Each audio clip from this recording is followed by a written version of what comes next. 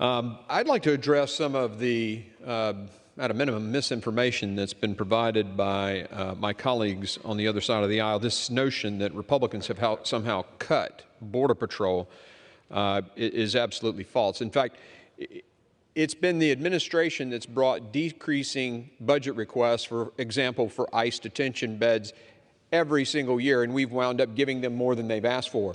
Our bill, H.R. 2, House Resolution 2, actually would provide 3,000 new Border Patrol agents, and the supplemental request by the president's like 1,400. I mean, you can't say we're resourcing less when we're actually providing numbers for more. I mean, that's just disinformation. It's false.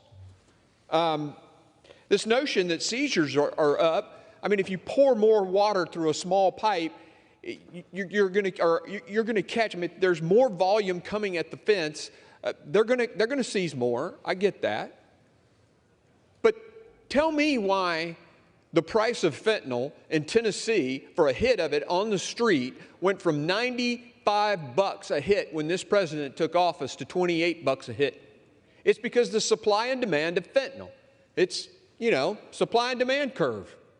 And that's because it's pouring across our southern border. It's pouring across our southern border because the cartels are jamming folks through the crossing sites. The Border Patrol agents are having to move off the border to cover that, and we have a wide open southern border.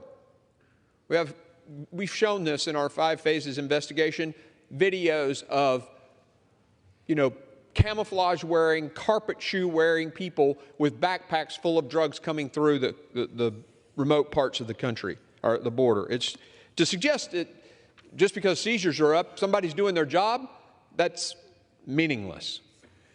I want to make a point here because several people have said if we were concerned about border protection, we would bring up the Senate negotiated bill. Well, I thought they had to pass it over there before we could bring it up. I thought you had to actually pass. I haven't heard that the bill's even passed the Senate. So this accusation that we somehow aren't for Border Patrol because we haven't taken up this bill is false, because it hasn't even passed the Senate yet.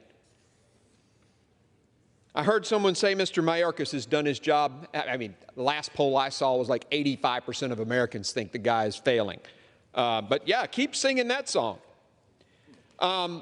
Rushed, we've been at this for almost a year. One gentleman said no court has actually ruled that Mr. Mayorkas is breaking the law. The Fifth Circuit Court absolutely ruled it. And then the gentleman who mentioned that actually said that the Supreme Court overturned that. No, they didn't.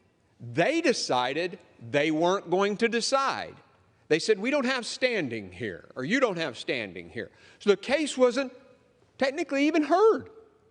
They said, you don't have standing, have a nice day.